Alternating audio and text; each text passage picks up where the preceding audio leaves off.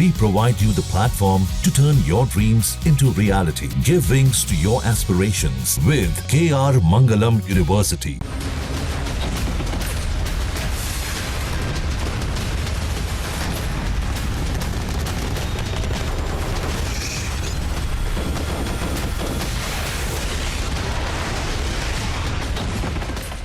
ये नया भारत है जो घर में घुसता भी है और मारता भी है। ये नया भारत है। ये नया भारत घर में घुसकर मारता है। ये वो भारत है जो आतंकियों को चुन चुन कर ढेर करता है। चुन चुन करके हिसाब लेना ये मेरी फितरत है। नया भारत अब आतंकवाद और आतंकियों के आकाओं को बर्दाश्त नहीं करने वाला। हर व्यक्ति को चुन चुन कर जवाब भी मिलेगा, जवाब भी लिया जाएगा। अगर दुश्मन गोली बरसाए तो नया भारत गोला बरसाता है। ये नरेंद्र मोदी सरकार है, किसी को बख्शा नहीं जाएगा।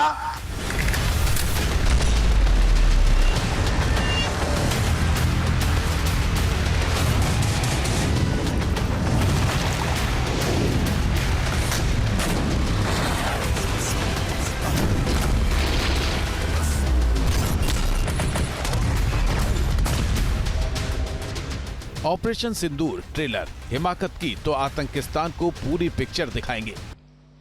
Was precipitated by the dastardly act at Pahalgaon. The sequence of events have already been detailed.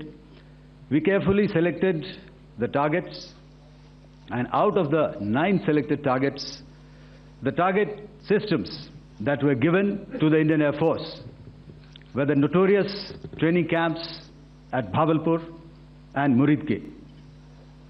These being further from the international boundary. Through critical target system analysis, we analyzed what was to be done to annihilate these targets and plan to engage these targets with precision air-to-surface guided munitions so as to avoid collateral damage.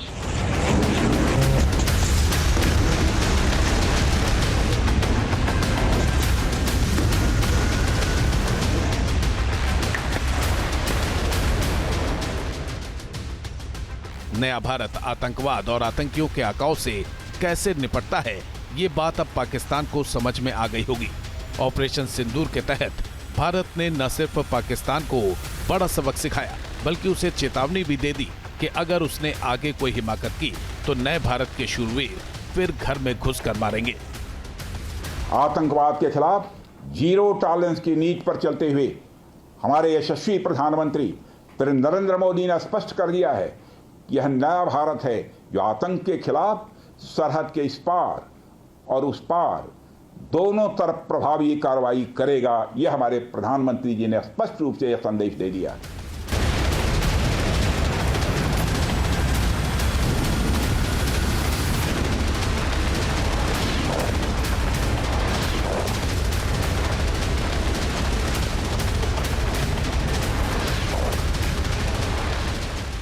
सरकार और सेना की तरफ से साफ संदेश दे दिया गया है कि ऑपरेशन सिंदूर अभी खत्म नहीं हुआ है।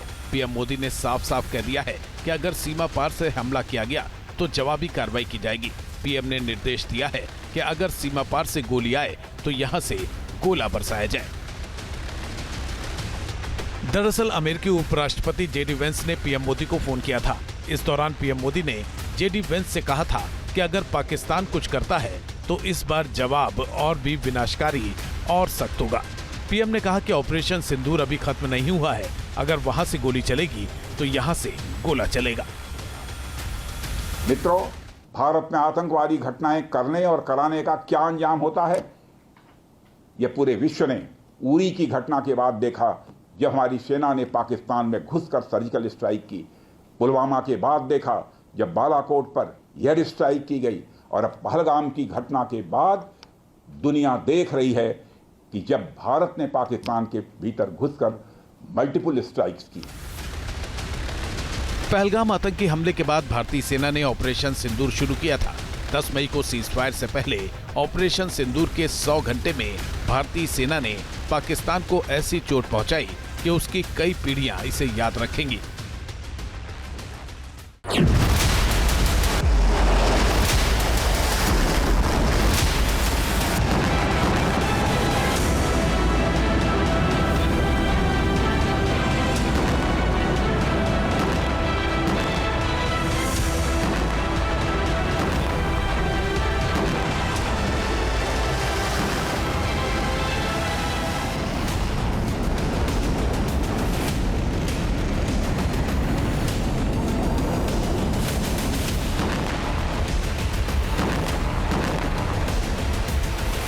सात मई को ऑपरेशन सिंदूर लॉन्च किया गया। इसके लिए सबसे पहले पाकिस्तान और पीओके में मौजूद जैश-ए-मोहम्मद और लश्कर-ए-तैयबा के आतंकी ठिकानों को चिन्हित किया गया।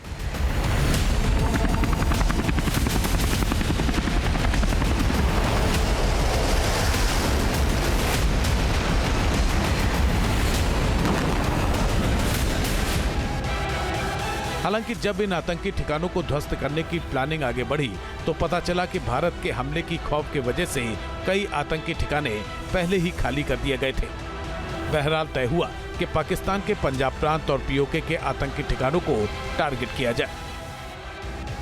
भारतीय सेना ने पाकिस्तान के बहावलपुर, मुरीदके और पीओके में 9 आतंकी ठिकानों पर सटीक हमले किए। बहावलपुर जैश-ए-मोहम्मद का तो मुरीदके लश्कर-ए-तैयबा का गढ़ माना जाता है।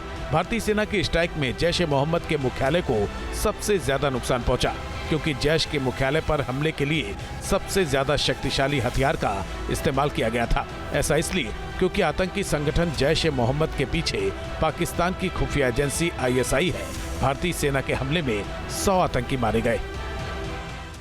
There were 9 camps that you are now all familiar with, which were confirmed by our various intelligence agencies to be inhabited. Some of these were in POJK, while there were others that were located in the Punjab province in Pakistan. Nefarious places such as Muridke, the hub center of the Lashkar-e-Taiba, has over the years bred infamous characters such as Ajmal Kasab and the likes of David Headley. ये मुरीदके में लश्कर-ए-तैयबा का आतंकी ठिकाना है। देखिए कैसे 7 मई की सुबह आतंकियों का किला पहले सुरक्षित दिख रहा है, लेकिन एक के बाद एक हमले के बाद आतंक का ये हेडक्वार्टर ध्वस्त हो गया।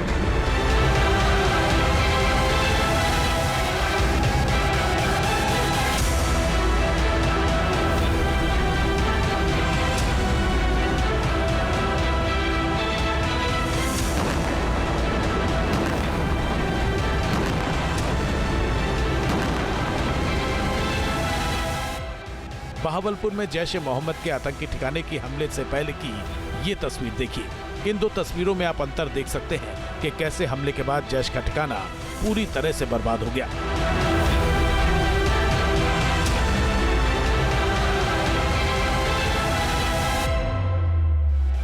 तस्वीर में आप देख सकते हैं कि जिन इमारतों में जैश के आतंकी ट्रेनिंग लेते थे वो हमले के बाद मिट्टी में मिल गए। भारतीय सेना के एक के बाद एक किए गए हमले में आतंक की नर्सरी पूरी तरह से तबाह हो गई। That whatever methods and whatever means we have chosen, it had the desired effects on the enemy targets. How many casualties? How many injuries? Well, to start with, our aim was not to inflict casualties, but in case there have been, it is for them to count. Our job is to hit the target, not to count the body. Bharat ने जब आतंकी अड्डों पर हमले किए तो पाकिस्तानी सेना ने भारतीय ठिकानों पर ड्रोन के जरिए हमले की नाकाम कोशिश की। On the night of 8th and 9th of May, they flew drones and aircrafts into our airspace all across the borders and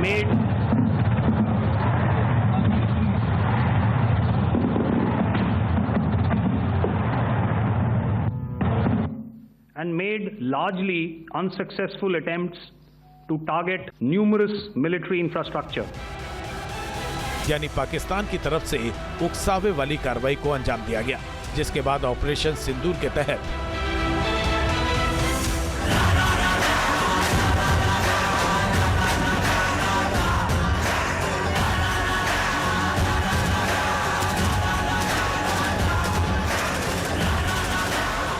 Bharat ने दिखा दिया कि वो पाकिस्तान की परमाणु बम वाली गीदड़ भभकियों से डरने वाला नहीं और जब चाहे जहां चाहे उसके घर में घुसकर हमला कर सकता है, उसे नापाक साजिश की सजा दे सकता है। विदेश मंत्री एस जयशंकर ने 1 मई को ही अमेरिकी विदेश मंत्री मार्को रूबियो से फोन पर बात की थी। उन्होंने अमेरिकी विदेश मंत्री को पाकिस्तान में आतंकवादियों पर हमले के बारे में बता दिया था। आईएसआई से संबंध रखने वाले आतंकी ठिकानों पर हमले कर भारत ने साफ कर दिया।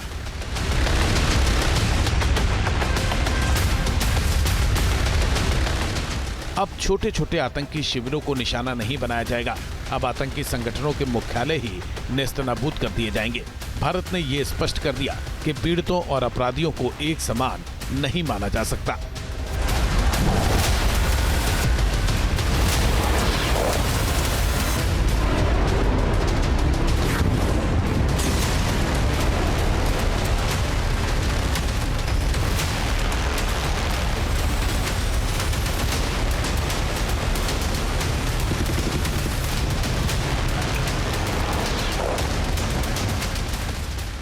चार दिन में भारतीय सेना ने कई पाकिस्तानी ठिकानों को निशाना बनाया और शहबाज शरीफ की सेना को तगड़ा नुकसान पहुंचाया। पाकिस्तान ने लाहौर की सुरक्षा के लिए एयर डिफेंस सिस्टम तैनात किया था। उसे लग रहा था कि भारतीय सेना की स्ट्राइक से शहर को बचाया जा सकेगा, लेकिन भारत के ड्रोन हमले में पाकिस्तान का HQ-9 एयर डिफेंस सिस्टम तबाह हो गया। लाहौर तक सटीक निशाना लगाकर भारत ने असीम मुनीर की सेना को अपनी ताकत दिखा दी। In a measured and calibrated response, we once again targeted his military installations, which included his SAM sites at Malirkant. This also included his surveillance radar sites at Lahore and close to Gujranwala. These were suitably addressed. Bharat ने दिखा दिया कि वो पाकिस्तान की परमाणु बम वाली गीदड़ भभकियों से डरने वाला नहीं और जब चाहे जहां चाहे उसके घर में घुसकर हमला कर सकता है, उसे नापाक साजिश की सजा दे सकता है। विदेश मंत्री एस जयशंकर ने 1 मई को ही अमेरिकी विदेश मंत्री मार्को रूबियो से फोन पर बात की थी। उन्होंने अमेरिकी विदेश मंत्री को पाकिस्तान में आतंकवादियों पर हमले के बारे में बता दिया था। आईएसआई से संबंध रखने वाले आतंकी ठिकानों पर हमले कर भारत ने साफ कर दिया।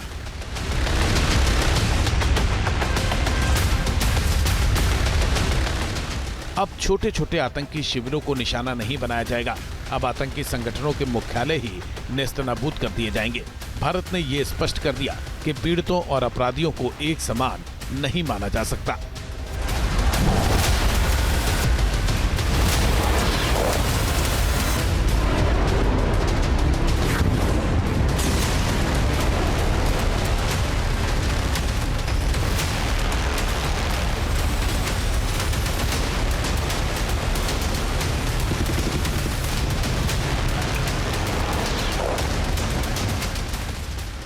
चार दिन में भारतीय सेना ने कई पाकिस्तानी ठिकानों को निशाना बनाया और शहबाज शरीफ की सेना को तगड़ा नुकसान पहुंचाया। पाकिस्तान ने लाहौर की सुरक्षा के लिए एयर डिफेंस सिस्टम तैनात किया था। उसे लग रहा था कि भारतीय सेना की स्ट्राइक से शहर को बचाया जा सकेगा, लेकिन भारत के ड्रोन हमले में पाकिस्तान का HQ-9 एयर डिफेंस सिस्टम तबाह हो गया। लाहौर तक सटीक निशाना लगाकर भारत ने असीम मुनीर की सेना को अपनी ताकत दिखा दी। In a measured and calibrated response, we once again targeted his military installations, which included his SAM sites at Malirkant. This also included his surveillance radar sites at Lahore and close to Gujranwala. These were suitably addressed. Airbase पर हमले इतनी सटीकता से किए गए कि रहीम यार Khan airbase का रनवे पूरी तरह से ध्वस्त हो गया। तस्वीरों में आप देख सकते हैं कि चकलाला स्थित नूर खान एयरबेस के रनवे को भारतीय सेना के हमले में किस तरह से नुकसान पहुंचा है। यहां तक कि नूर खान एयरबेस की एक इमारत भी ध्वस्त हो गई। भारत का मानना है कि हवाई ठिकानों पर हमला निर्णायक मोड़ साबित हुआ।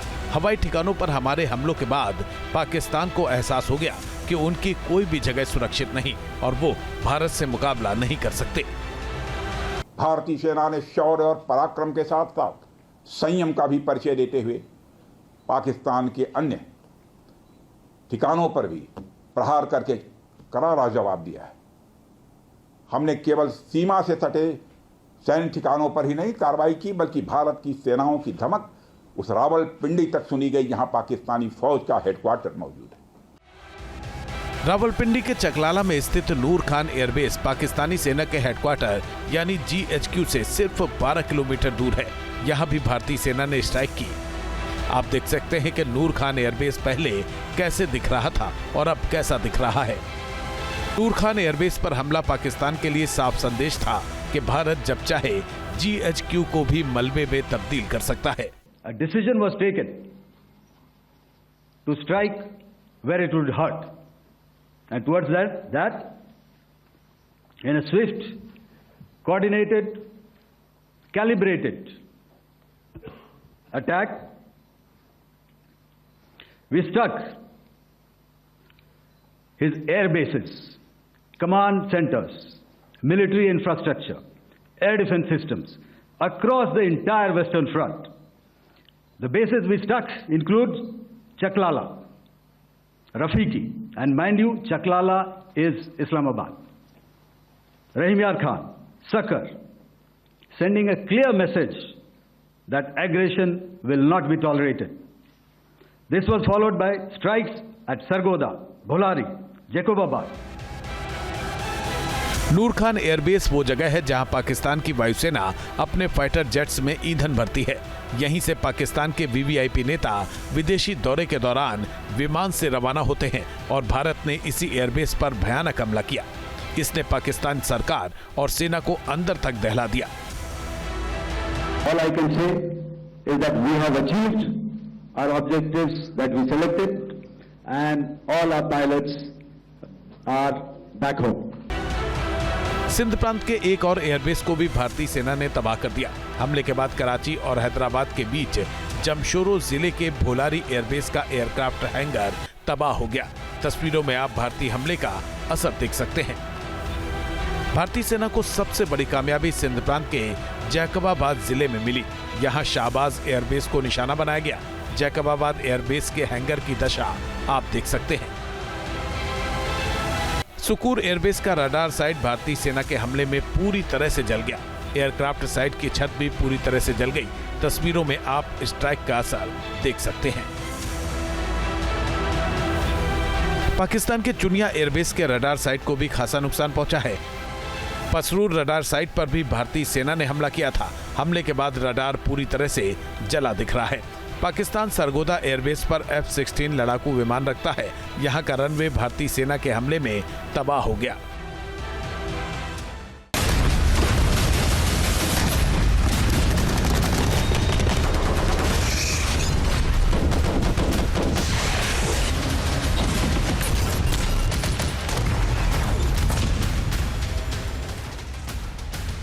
नए भारत ने ऑपरेशन सिंदूर के तहत शहबाज शरीफ और असीम मुनीर को साफ संदेश दे दिया। पहला कि भारत कभी भी पाकिस्तान के किसी भी सैन्य ठिकाने या आतंकी सेंटर को निशाना बना सकता है। दूसरा ये कि भारत पाकिस्तान की परमाणु धमकियों से घबराए बिना उसके खिलाफ कार्रवाई करने में सक्षम है। न्यूयॉर्क टाइम्स की रिपोर्ट के मुताबिक प्रधानमंत्री नरेंद्र मोदी ने अमेरिकी उपराष्ट्रपति JD वेंस से साफ कहा था कि अगर पाकिस्तान कुछ करता है तो जवाब और भी विनाशकारी और कड़ा होगा। उसी रात पाकिस्तान ने 26 ठिकानों पर हमला किया और भारत ने इसका बहुत जोरदार जवाब दिया। न्यूयॉर्क टाइम्स की ही रिपोर्ट के मुताबिक नूर खान एयरबेस पर हमला पाकिस्तान के लिए इस बात की भी चेतावनी थी कि अगला निशाना उसका परमाणु कमांड सेंटर हो सकता है। रिपोर्ट के मुताबिक भारत न्यूक्लियर कमांड सेंटर पर हमला कर पाकिस्तान की परमाणु हमला करने की क्षमता को ही खत्म कर देना चाहता था। यही वजह थी कि पाकिस्तान ने भारत के सामने घुटने टेक दिए और संघर्ष विराम की गुहार लगाई। दरअसल 9 मई को भारत की ओर से हवाई हमले किए गए और 10 मई की सुबह भारतीय सेना ने गोलाबारी कर दी, जिसके बाद अमेरिकी विदेश मंत्री मार्को रूबियो ने पाकिस्तान की सेनाध्यक्ष असीम मुनीर से बात की और फिर भारतीय विदेश मंत्री एस जयशंकर को फोन किया। रूबियो ने एस जयशंकर को बताया कि पाकिस्तान बातचीत के लिए तैयार है। भारत की ओर से कहा गया कि बातचीत सैन्य संचालन महानिदेशकों यानी डीजीएमओ के बीच ही होनी चाहिए। पाकिस्तान के डीजीएमओ ने भारतीय समकक्ष से 10 मई को दोपहर 1 बजे का समय मांगा, यानी एयरबेस पर हमला होने के बाद पाकिस्तान के डीजीएमओ ने समय मांगा। डीजीएमओ लेवल की बातचीत के बाद ही दोनों देशों में संघर्ष विराम के लिए सहमति बनी। यहाँ ये बता देना जरूरी है कि भारत और पाकिस्तान के राष्ट्रीय सुरक्षा सलाहकारों और विदेश मंत्रियों के बीच संघर्ष विराम के लिए कोई बातचीत नहीं हुई। भारत ने यह भी साफ कर दिया है कि उसे किसी की मध्यस्थता की जरूरत नहीं है। भारत नहीं चाहता कि कोई मध्यस्थता करे। जिस तरह के संघर्ष विराम के बाद पाकिस्तान की ओर से हवाई क्षेत्र का उल्लंघन किया गया, उसके बाद भारतीय सेनाध्यक्ष जनरल उपेंद्र द्विवेदी ने पश्चिमी सीमाओं के सेना कमांडरों के साथ बैठक की। भारतीय सेनाध्यक्ष ने कमांडरों को निर्देश दिया है कि अगर सीमा पार से संघर्ष विराम को तोड़ा जाता है तो उन्हें किसी भी तरह की कार्रवाई करने की खुली छूट है। भारत की तरफ से यह भी साफ कर दिया गया है कि भविष्य में किसी भी आतंकी कार्रवाई को देश के खिलाफ युद्ध माना जाएगा और उसका जवाब उसी ताकत और तेजी से दिया जाएगा। पाकिस्तान का हृदय स्थल पंजाब हो या सिंध प्रांत, भारत ने हर जगह हमले कर तबाही मचाई और पाकिस्तानी सेना इन हमलों को रोक तक नहीं पाई। भारत ने अपनी मर्जी से हमला किया और पाकिस्तान के ज्यादातर हमलों को नाकाम कर दिया गया। इसमें पाकिस्तान को कोई संदेह नहीं होना चाहिए। कुल मिलाकर भारत ने ऑपरेशन सिंदूर चलाकर 3 अहम लक्ष्यों को पाने में कामयाबी हासिल की। ऑपरेशन सिंदूर से सैन्य उद्देश्य पूरा हुआ। प्रधानमंत्री मोदी ने कहा था, मिट्टी में मिला देंगे। ऑपरेशन सिंदूर के तहत बहावलपुर, मुरीदके और मुजफ्फराबाद में आतंकियों के ठिकानों को मिट्टी में मिला दिया गया। ऑपरेशन सिंदूर से राजनीतिक उद्देश्य भी पूरा हुआ। सिंधु जल संधि सीमा पार आतंकवाद से जुड़ी है। जब तक सीमा पार से आतंकवाद बंद नहीं होता, तब तक ये स्थगित रहेगी। ऑपरेशन सिंदूर से मनोवैज्ञानिक उद्देश्य भी पूरा हुआ। भारत ने दिखा दिया कि वो घर में घुसकर मार सकता है। भारतीय सेना की स्ट्राइक सिर्फ एक सामरिक कार्रवाई नहीं थी, बल्कि ऑपरेशन सिंदूर से एक रणनीतिक संदेश भी गया और वो संदेश ये है कि भारत भविष्य में भी जब चाहे आतंकिस्तान को उसके घर में घुसकर मार सकता है। Team news nation. News nation अब व्हाट्सएप पर खबरों की ताजा अपडेट के लिए न्यूज नेशन के इस QR कोड को स्कैन करें